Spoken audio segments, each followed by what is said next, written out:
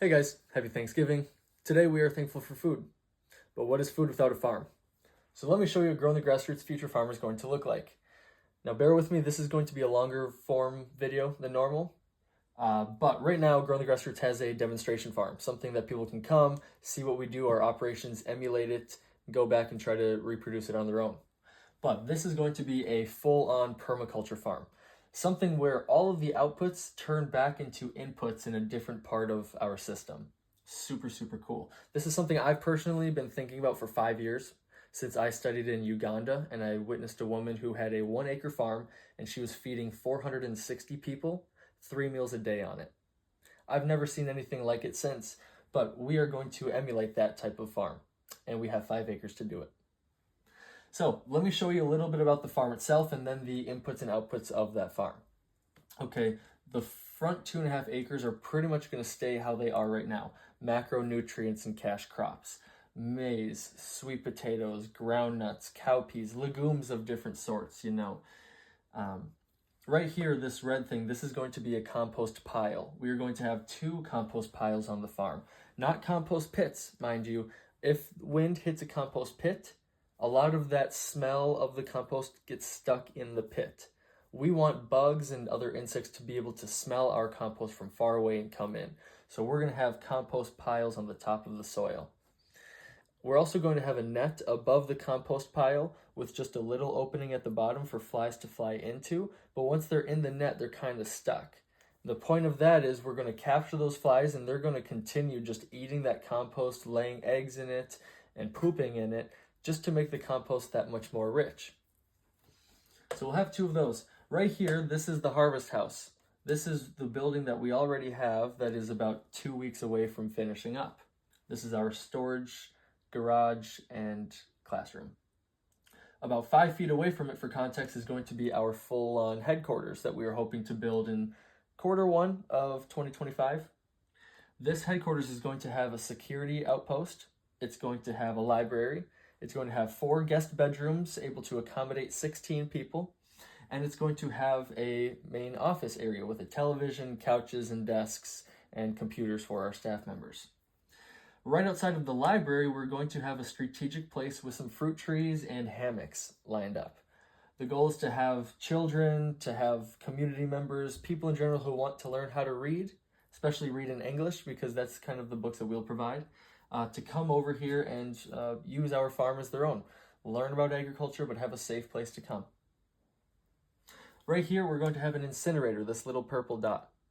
The incinerator is going to make sure that we have a clean farm, where people aren't throwing litter and we aren't getting waste kind of seeping into our soils. That's a big problem in Africa, but we don't want that in our farm.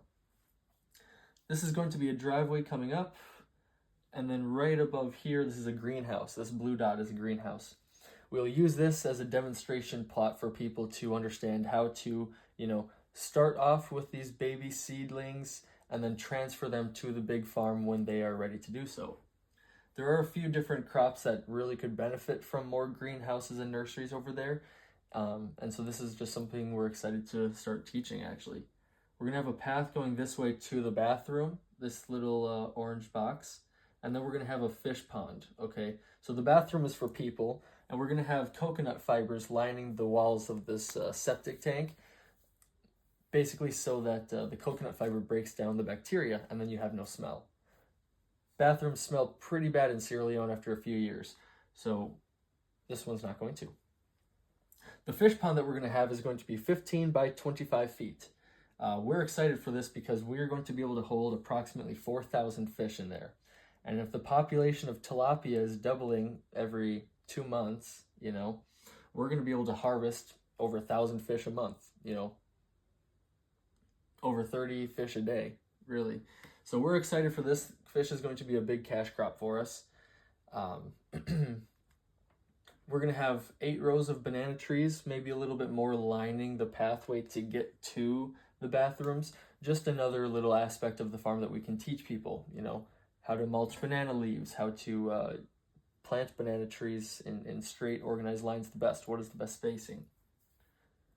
We're going to have a path going up from the headquarters all the way up here. We're going to have a few different animal housing sections.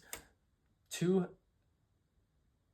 spots are going to be for pigs, one spot is going to be for sheep, and one spot is going to be for goats. And then another separate house for chickens, 2 types of chickens. Now this starts to get pretty fun, okay? We'll have one type of chickens is hybrid chickens that do not lay eggs. They're going to be free-range chickens, and we'll have a fence around the whole farm, so they will go around the whole farm, expecting about 500 free-range chickens. They will kind of act as our insect defense. They'll be eating grasshoppers, eating ants. That's actually going to be a natural insecticide for us. It's going to be nice. And then 2 pig pens, one of them for the bigger pigs, one of them for the smaller pigs. We will have a fenced-in area for the pigs to go outside and enjoy the fresh air. But we're excited for the pigs. And then goats and sheep, they will also have a free-range option through our 5 acres. When they drop manure on the farm, it's going to be awesome for the soil all over the place. They're going to be cleaning up the dead and decaying plant matter. Down here we have our borehole number 1. This is already on our land, just adjacent to the harvest house. But then our second borehole, which we're going to build in Q1 2025, is also going to be up here in the top right portion of the land. The reason both boreholes are on the right side of the land is because everything slopes from left to right, from high to low. Right up here, again, this is our second compost pit, and then right below it, a black box, is going to be a worm box. It's going to be kind of look like a coffin, 6 feet long, 4 feet tall, 4 feet wide. We're gonna go out and hand dig up about 100 worms at first and put them in here, and we're going to be collecting pig, goat, and sheep manure, mixing those 3 together and adding them to the worm box. And the worms are basically just going to grow a ton, break down that manure, add awesome compost, and then their excess population is going to be fed to the chickens and fish. And then below this, we're going to have a fly house, a big screened-in fly house.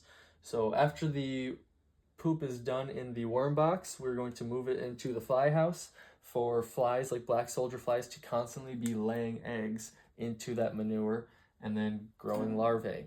And every 3 to 5 days, we can harvest that larvae, sift it out with screens and meshing, and then feed those larvae to the fish and to the chickens. Over here, top left portion, we're going to have just about 1 acre of pineapple, and I'm predicting right now we'll be able to get 15 to 18,000 pineapple in there. Hoping to do more. The goal would be 20,000. I think that would be as efficient as we could be, but we're going to try to work up to that point. We're going to see what we can do right now. I think we're going to get 15 to 18,000 pineapples in. And then right over here, the last portion of the top right over here by the animal housing is the blue lines are going to be rows of trees, and then the green lines are going to be rows of bushes. Something that is low to the ground, that prefers shade, that will actually thrive in the shade, And so some of these tree crops might be fruit trees, some of them might be banana trees, some of them might be nut trees, some of them might be, rubber trees, something that we can harvest their bark from, or palm trees for, the palm oil aspect of it. We don't know yet. We'll do some cash crops, some others. But yeah, this is going to be pretty much the farm itself. And then let me kind of dive into the inputs and outputs of it. Because again, permaculture, what does permaculture mean? It means that every output is an input back into the system somewhere else. Just makes a farm super, super efficient. It's really difficult to get to that point. But if you know it, it can be very profitable. And also very good to teach the villagers. Even if they can incorporate 10% of this into their personal farms, it's going to make a big difference in their input levels and output levels, meaning income. So starting with pigs, the pig manure is going to go to helping the flies. Of course, their manure gets put into buckets, the flies lay the eggs, and then the larvae gets harvested and fed. The pig poop, after all that's said and done, will also get added to the compost to add better compost. And then the pig manure also will be beneficial for the worms, of course, making that worm population and feeding them off.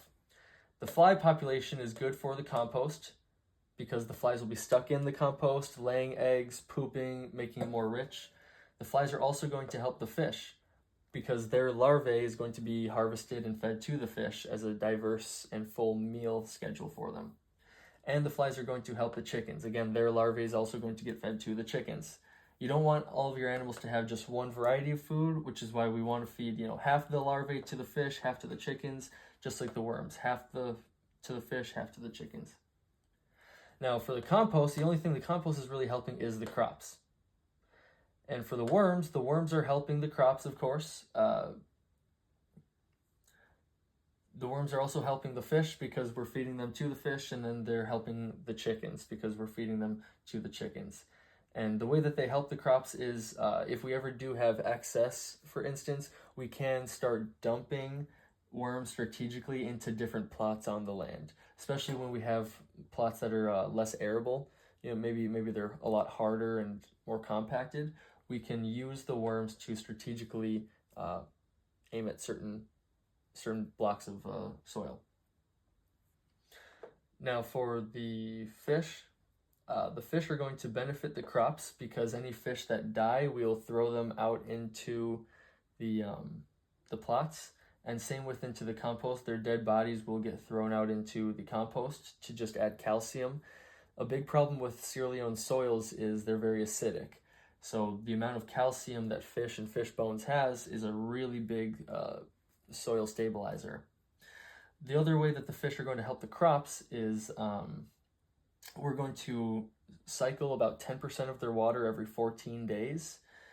And then we're going to pour it onto the crops as a really heavy nitrate source. So not going to need to buy any nitrogen fertilizer because the fish water is going to be taking care of that for us. The chickens are going to help the fish because actually the chicken manure can be harvested and fed to the fish. Really cool. The chickens are also going to help the compost because we'll collect their extra manure and add it to the compost. And then the chickens help the crops. The chickens will be free range to walk around the farm and get rid of the insects like grasshoppers that are on the crops. The sheep are going to help the crops because they will also be free range, pooping near the crops, eating dead and dying things. The sheep are also going to help the worms. Their manure is going to be mixed in with the pig and goat manure for the worm box. And then it also helps the compost. Anything after the worm box manure is harvested can be added to the compost. Any excess sheep manure can be added to the compost. And same with the goats. It's the same exact process. They benefit the crops, the worms, and the compost. Okay. And at the end of the day, we are going to sell the crops for cash. We're going to sell excess fish. Again, we should be able to harvest about 30 fish every day. We're going to sell the excess chickens and eggs that we don't need.